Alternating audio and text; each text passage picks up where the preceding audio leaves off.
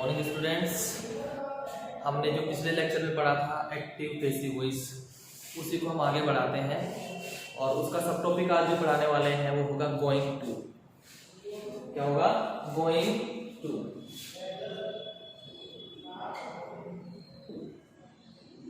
Going to.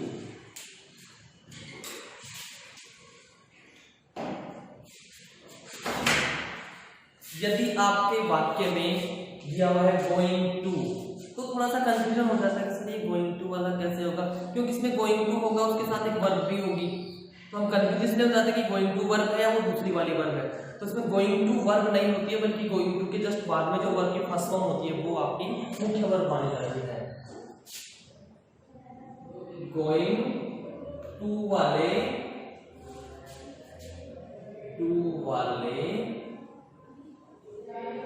Sentences में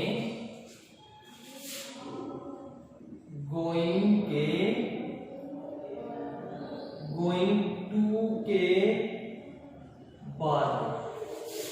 to के बाद वर्ब फर्स्ट दी होती है।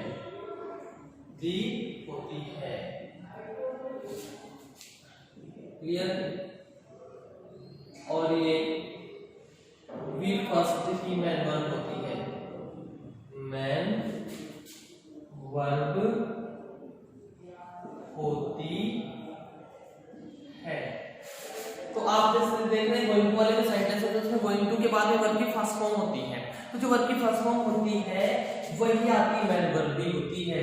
गोइंग टू इसमें मैन वर्ब नहीं होती है।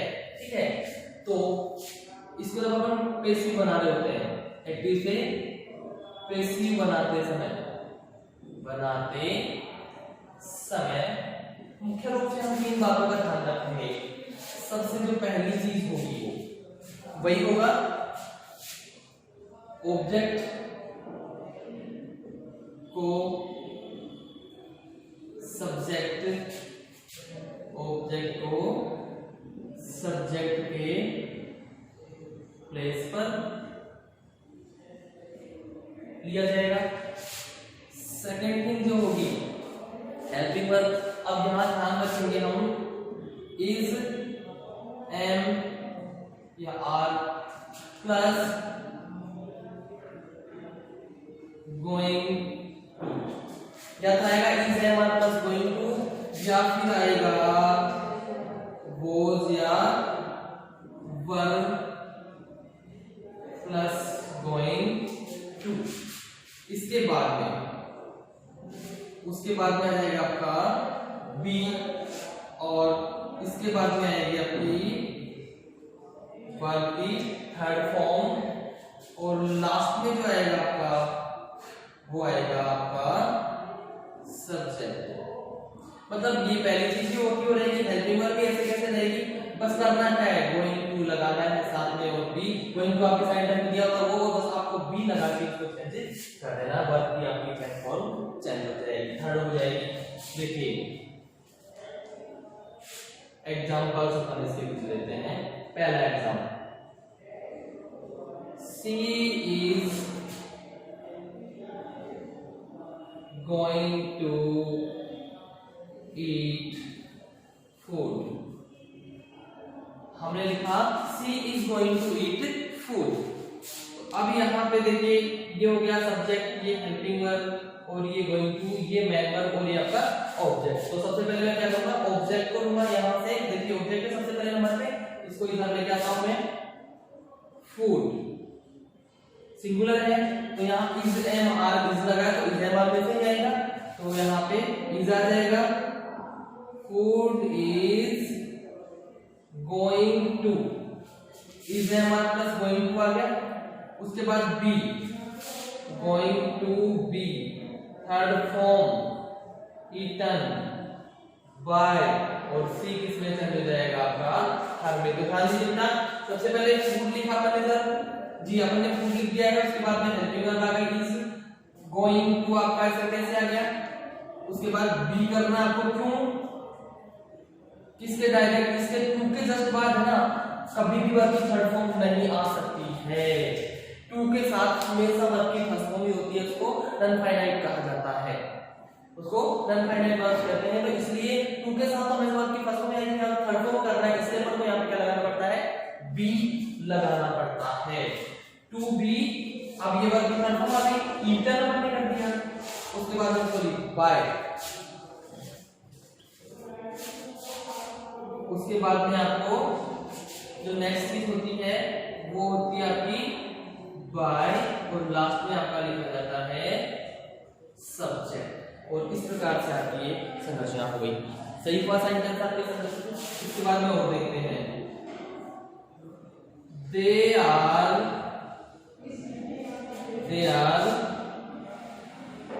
Going to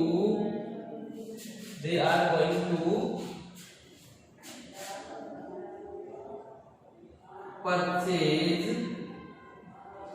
some books. They are going to purchase some books. ये आपका हो गया सब्जेक्ट हेल्पिंग वर्ब, ये गोइंग टू, ये आपका मेन वर्ब हो गई, सम बुक्स आपका ऑब्जेक्ट हो गया। ठीक है, तो अब यहाँ पे मैं सबसे पहले ऑब्जेक्ट को ही लेता हूँ, सम बुक्स, सम बुक्स। अब ये प्लूरल ऐसे लगा हुआ तो प्लूरल हो गया, इसलिए इसके साथ में लगाऊंगा are. Some books are going to be purchased,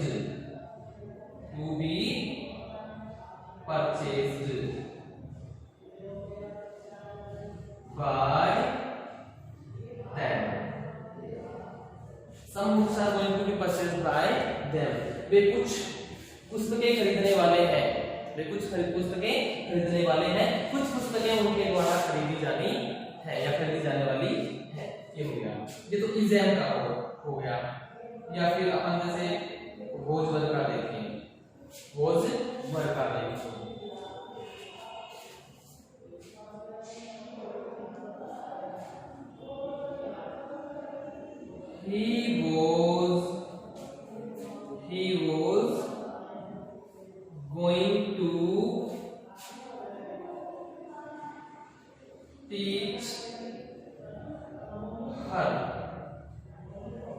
he was going to teach her, वह उसे पढ़ाने वाला था या वो उसको पढ़ाने वाला था। he was going to teach her। ठीक है, अब यहाँ पे आप देखेंगे going to और ये टीचर, तो अब ये ऑब्जेक्ट है, she was going to be taught by him। क्या हो जाएगा, she was going to be taught by him। तो ये क्या हो गया आपका, she was going to be taught by him। Clear है? तो इस प्रकार से आपके जो गोइंग टू वाले सेंटेंसेस होते हैं उसको आप पूरा करते हैं। ठीक है, इसके बाद में अगला लेते हैं अपन, ये हो गया है। इसके बाद नेक्स्ट हम लेंगे डबल ऑब्जेक्ट वाले सेंटेंसेस। कुछ सेंटेंसेस ऐसे होते हैं जिसमें आपको दो ऑब्जेक्ट दिखाई देते हैं, तो आप दोनों ही ऑब्जेक्ट से सेंटेंस को चेंज कर सकते हैं। उसमें क्या होता है कि हम लोग थोड़ा सा भ्रमित हो जाते हैं कि कौन से वाले से होगा, क्योंकि डबल जब ऑब्जेक्ट दिखता है थोड़ा सा कंफ्यूजन रहता है। उस प्रकार के सेंटेंसेस होते हैं वो भी आपको बताएंगे।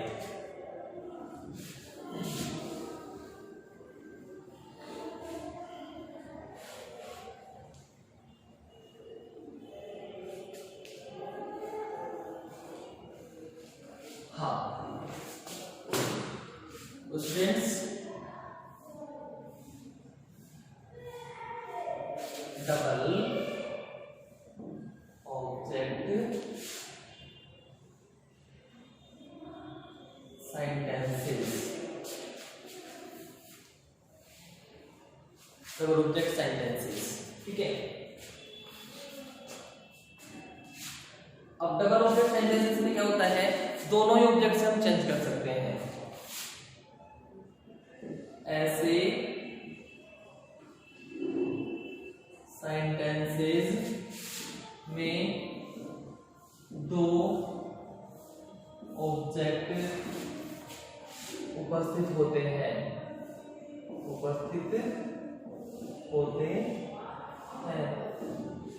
ठीक है, दो ऑब्जेक्ट होते हैं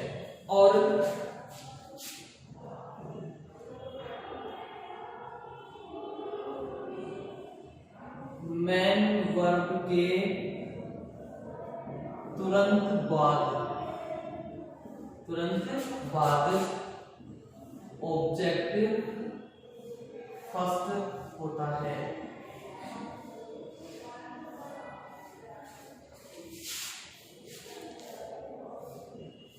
ऑब्जेक्ट फर्स्ट के बाद दूसरी कोई नाउन हो, दूसरी कोई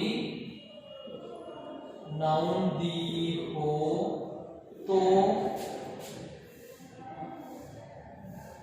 वो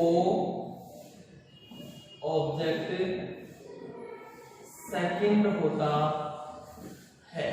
क्लियर है?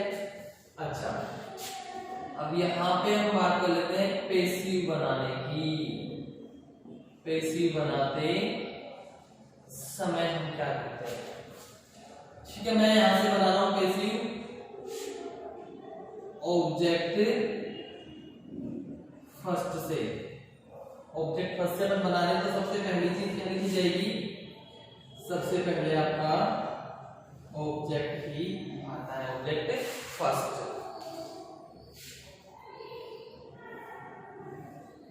ठीक है, उसके बाद में हेल्पिंग वर्ब, उसके बाद में वर्ब की थर्ड फॉर्म, उसके बाद में ऑब्जेक्ट सेकंड, उसके बाद में बाय और अंत में वही आपका सब्जेक्ट। और यहाँ पे आईएनजी है तो बीइंग, परफेक्ट है तो बीइंग, आई है तो बीइंग, परफेक्ट है तो बीइंग, और अगर मॉडल्स है तो बीइंग। ये तो ऑब्जेक्ट फर्स्ट की बात हो गई। अब अपन अगर अपना वाक्य बना रहे हैं ऑब्जेक्ट सेकंड से, ठीक है, तो वाक्य की जो शुरुआत होगी वो होगी ऑब्जेक्ट सेकंड से। ऑब्जेक्ट सेकंड से हो जाएगी, उसके बाद आ जाएगी आपकी हेल्पिंग वर्ब, उसके बाद आ जाएगी आपकी वर्ब की थर्ड फॉर्म। चौथे नंबर पे preposition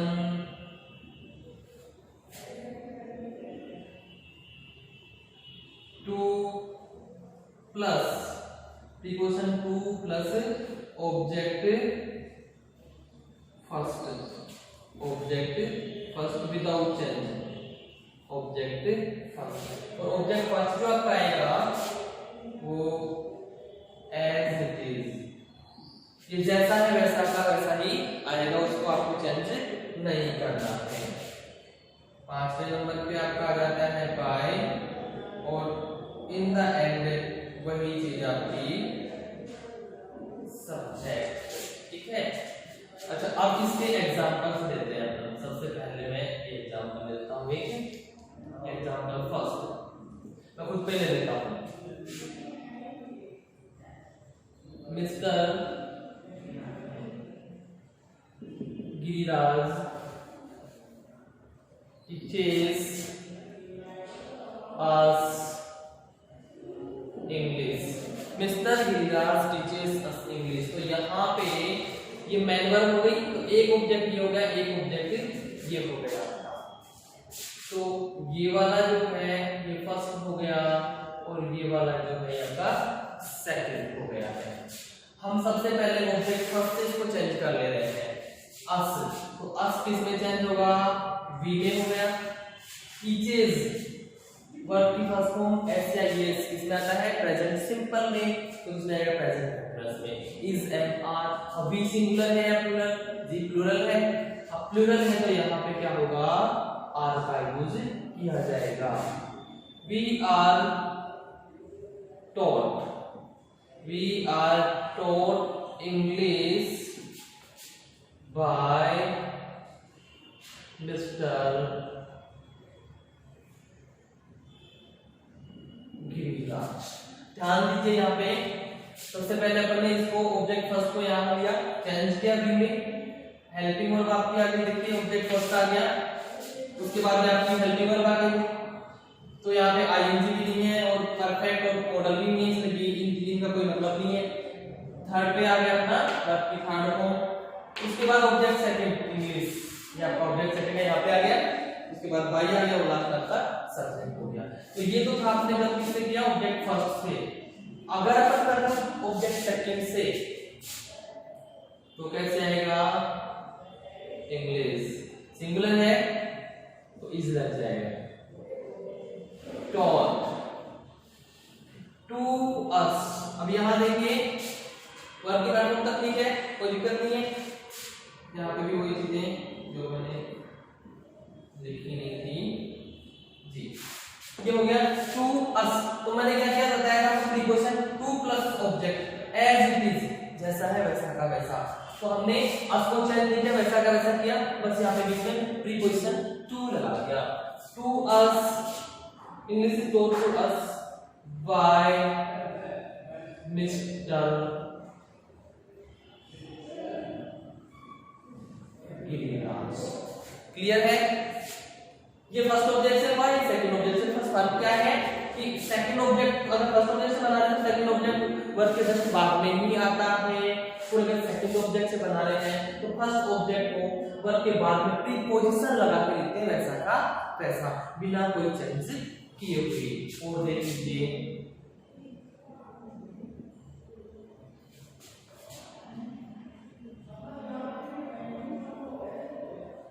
my wife sent me a gift, my wife sent me a gift।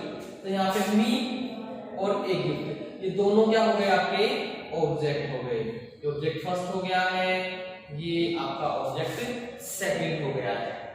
ठीक है, अब यहाँ मैं फर्स्ट ऑब्जेक्ट से चेंज कर रहा हूँ इसको, तो मी किस में चेंज हो जाएगा, आई में। ठीक है, कौन सा टेंस है इसमें, सेंड, वर्ब की सेकंड फॉर्म है, send send send second form है, यानी कि पास्ट सिंपल है, पास्ट कंटीन्यूअस हो जाएगा। ठीक है, आई के साथ में हेल्पिंग वर्ब क्या रखी है, was, I was sent a gift bye my wife. I was sent a gift bye my wife. ठीक है, दूसरे ऑब्जेक्ट से हम चेंज कर देते हैं, सेकंड ऑब्जेक्ट से a gift, a gift was sent to me. देखिए वही क्या, मैंने टू लगा दिया और मी को ऐसा कैसा, to me by my wife. This is clear. तो ये है आपका डबल ऑब्जेक्ट वाले सेंटेंसेस। यहाँ आपको दो ऑब्जेक्ट मिलते हैं,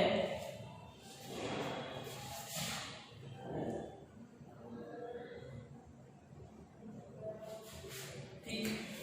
एक और एग्जांपल ले लेते हैं आपकी संतुष्टि के लिए। एग्जांपल नंबर थर्ड और ले लेते हैं। Mister Tushar sold her the museum।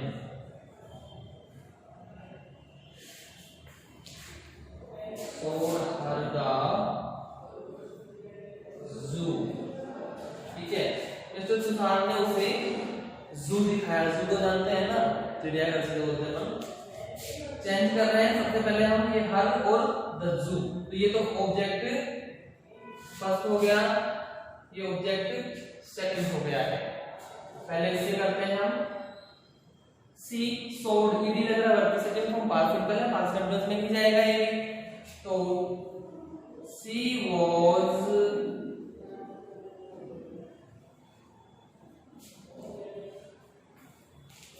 Sold, she was sold लिखिए इसको।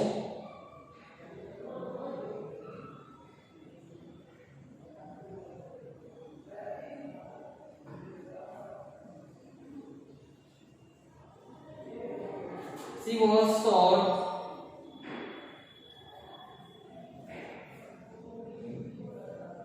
was sold the zoo by mister Tushar, she was showed the juice by mister Tushar. तो यहाँ पे क्या रहा वर्किंग थर्ड फॉर्म और ये आपका सेकंड ऑब्जेक्ट आ गया है। नेक्स्ट अपन सेकंड ऑब्जेक्ट से करते हैं। द जू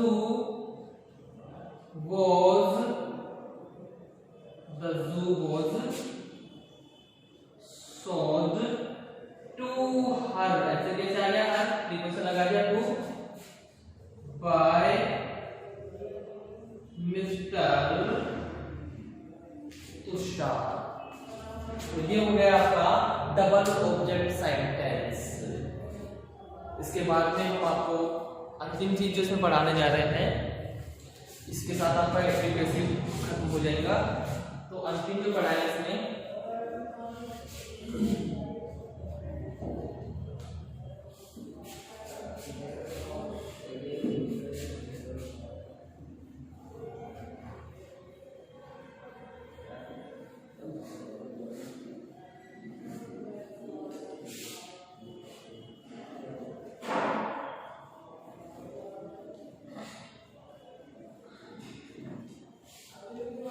अगला पढ़ने वाले हैं इसमें जो अनइम्पोर्टेंट सब्जेक्ट।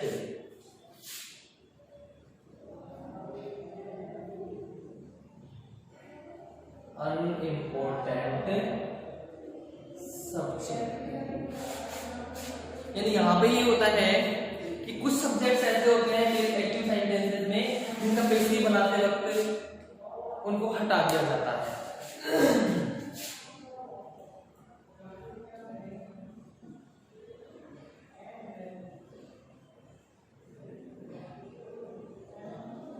एक्टिव सेंटेंसेस में कुछ ऐसे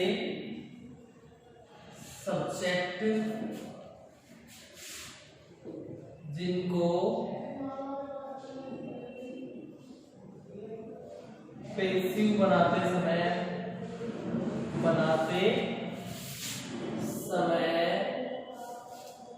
हटा दिया जाता है।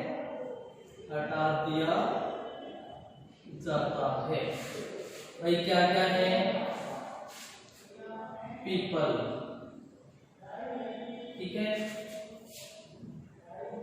All people,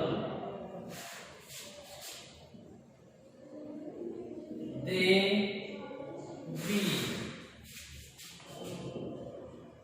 every one, someone, everything, none, one, etcetera. ये सारे क्या है? अनइम्पोर्टेंट सब्जेक्ट होते हैं जिनको आप जब पैसिव बनाएंगे तो हटा देंगे, तो लगाने की जरूरत नहीं होती है। तो देखिए एग्जाम्पल के लिए अपन पहला लेते हैं। People take tea in the morning. ऐसी ध्यान रखिए, रूल्स जो मैंने मैन बुक के रूल जो शुरुआत में लिखवाए थे वही इसमें काम आएंगे। बस सिंपल सा क्या है कि ये जो सब्जेक्ट है इसको आप नहीं लिखेंगे, हटा देंगे। तो यहाँ पे मैन वन हो गई, ये आपका ऑब्जेक्ट हो गया, याद से आ जाता है। ये अलग हो गया, ये ऑब्जेक्ट हो गया। तो मैं क्या कर रहा हूँ? टी, टेक फर्स्ट फॉर्म है, प्रेजेंट सिंपल है, प्रेजेंट कंटीन्यूअस में जाना है। T is taken, T is taken कैसे? हाँ, तो आना क्या चाहिए?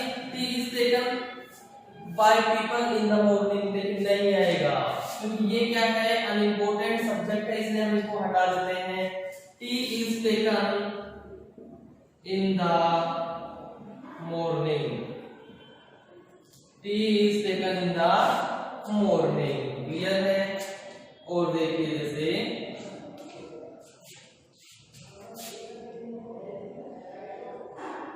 everyone plays this game, everyone plays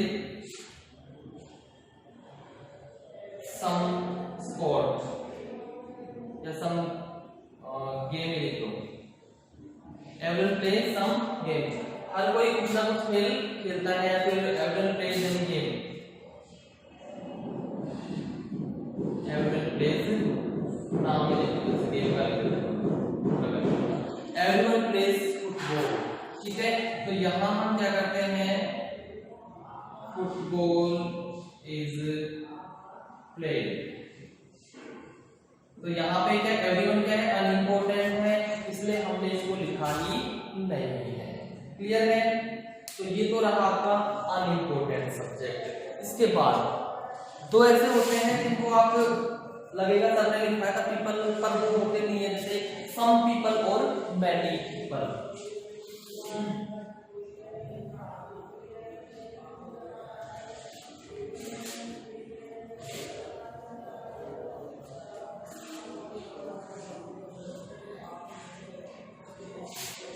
students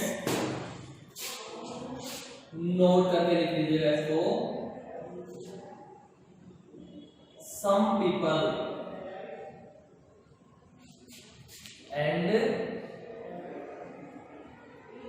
many people are not unimportant subjects. ये जो दोनों मैंने लिखे हैं यहाँ पे, मैनी पीपल और सम पीपल, ये अनइम्पोर्टेंट नहीं होते हैं। इनको अगर ये आ रहा है तो आपको चेंज करना ही पड़ेगा, ये अनइम्पोर्टेंट नहीं होते हैं। Example,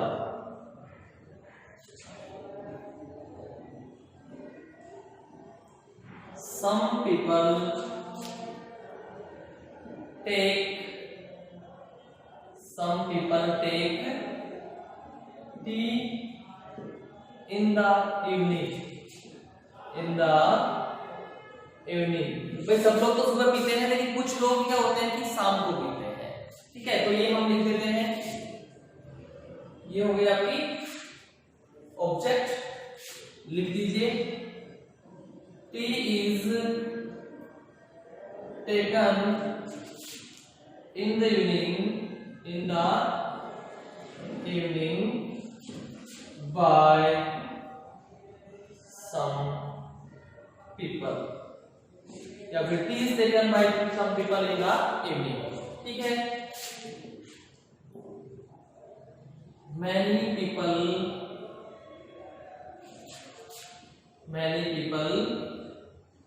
play